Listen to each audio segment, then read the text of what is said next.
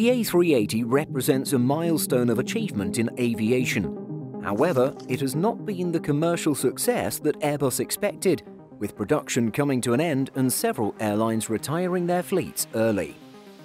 Emirates, however, is a different story.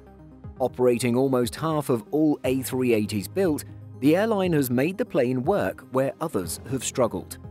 How does Emirates use the A380, and why does it work for them?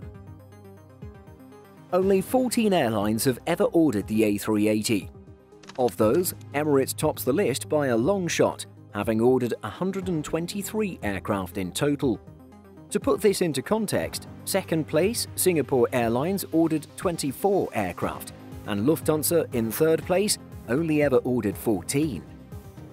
The addition of the A380 marked a new strategy for Emirates.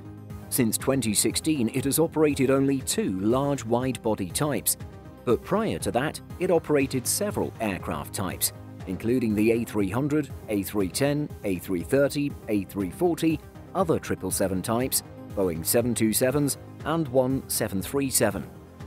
With the A380 no longer in production, it'll again change its fleet composition, moving forward with the Airbus A350, Boeing 777X, and 787. While the A380 works for Emirates, the overall story is less rosy, as the plane has not been a commercial success for Airbus. Some of the issues that other airlines were not able to overcome included the increased capability of twin-engine aircraft since the A380 was conceived, which stunted the A380's market share. That the A380 was built for hub-and-spoke operations, which Emirates focuses on, but many other airlines do not. That it requires large airports and is limited in operation at others. And finally, that operating a large fleet like that of Emirates makes a huge economic difference. The A380 was designed with hub-and-spoke operations in mind. Seeing how effectively the 747 dominated key routes and lowered the cost per seat, Airbus conceived the plane during the 1980s to take on Boeing in the high-capacity market. Boldly, it decided to take the concept further. Airbus was not alone in believing in the growth of the hub model and the need for larger aircraft. McDonnell Douglas had proposed the twin-deck MD-12. Lockheed Martin had plans for a large subsonic transport aircraft. Even Boeing tried to launch a larger variant of the 747. However, none of these would ultimately end up being built. Of course, we know now that many airlines have shifted to point-to-point operations and favor lower-capacity aircraft. US airlines are a good example of this, and as such, none ordered the A380. Growing Chinese airlines also followed this trend. Only China Southern has found a role for the A380, operating it on busy routes to Los Angeles and domestically from Beijing to Guangzhou. The A380 was envisioned as a solution for the busiest of airports. Airports are constrained by slot availability, and the A380 helped carry more passengers on the same number of flights. This matched Emirates' business model well. Operating to and from many busy airports, the airline's hub model meant it was able to fill these planes with passengers from multiple other locations. During peak air traffic, London Heathrow, for example, was served by 8 A380 flights a day. For other airlines, the A380's size was perfect for busy routes and busy airports, but its size severely restricted the airports where it could operate. This limited carriers' options for moving it to other routes. Many airlines also choose to operate simplified fleets. This saves on operational and maintenance costs and helps aircraft and crew scheduling. Plus, larger orders could enable better purchase prices. We see many low-cost carriers doing this. Southwest Airlines with the Boeing 737 and EasyJet with the A320, for example. It's less common with full-service airlines, and especially with wide-bodies. But Emirates has done this with the A380. It makes up around half of its fleet, giving advantages with costs and operations that no other operator of the type has. CEO Tim Clark discussed this in comparison with Air France in an interview with Airline Ratings. The A380 was a misfit for Air France. They never scaled. They only have 10 aircraft. Yes, we faced the same teething problems, but we dealt with them because we were scaled enough to deal with it. If you've got a sub-fleet of 10, it's a bloody nightmare, and the costs go through the roof. But if you've got 100 of them, your unit costs in operating with that number are a lot lower than having just 10. And as a final success factor, consider how the A380 fits with Emirates' aim to offer a top-end, luxurious product. The onboard space allows for a bar and lounge area, as well as shower facilities for first class. The 777 and the new 777X still allow good business and first-class seating. The 777 features the latest first-class suite, but there is less space for extra amenities. A larger aircraft also allows more premium seating to be installed. This again has remained a focus for Emirates.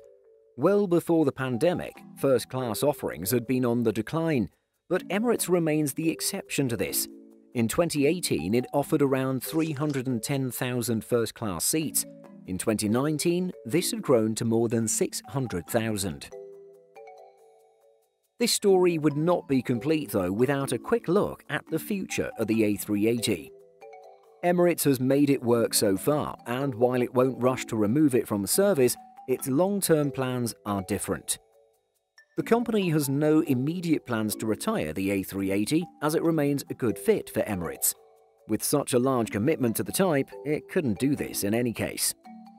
Reduced passenger numbers have, of course, led to a decline in use. In March 2021, 102 of 117 aircraft, or 87% of the A380 fleet, remained parked, compared to just 5 of its 146 777s. As demand picks up, its hub model will enable it to feed passengers onto high-capacity routes, though likely with fewer flights per day. As of March 2021, the airline already plans to operate A380s to 18 cities by summer, and by the end of the year, it aims to return the whole fleet to service. Looking further ahead, Emirates intends to move to a more diverse fleet. It ordered 150 Boeing 777X aircraft in 2013, but later changed this to a mixed 777X and 787 order. It'll also add the A350 and possibly the A330neo. The A380 won't be going anywhere quickly, though, and new aircraft are still to be delivered. Although it has started to retire older aircraft, the fleet's average age is just 6.6 years. It'll take time for the 777X to replace these super jumbos. A380 production will end in 2021, with Emirates' last aircraft now in testing. While Emirates may keep them in service until the mid-2030s, many other operators will not. Retirements were planned before the pandemic, but the slowdown has expedited this. Air France announced early in the crisis that it would retire its A380 fleet. In September, it was revealed that Lufthansa is unlikely to return its A380 fleet to service, and there's doubt about Etihad's A380's return to service too. It's a difficult decision for airlines. There's a very limited second-hand market, and while some airlines have used it for cargo during the pandemic, it's not well designed for this. The planned freighter version was dropped partly for this reason. High-capacity, infrequent routes, such as pilgrimage routes, remain an option, albeit a limited one. How many return to service with other airlines remains to be seen. Those that do will face the same challenges they did before the pandemic. Emirates, however, will most likely continue to find a way to make it work. Emirates has clearly made the A380 work where other airlines have struggled. Will it be the last one to operate it, or do you think there's another future for the plane? Feel free to discuss more about this critical part of Emirates' success in the comments. Did you know that we publish over 175 stories every single week on simpleflying.com? Be sure to check the link in the description for more great stories just like this. Want to stay on top of the latest aviation news? Sign up for our daily and weekly digests.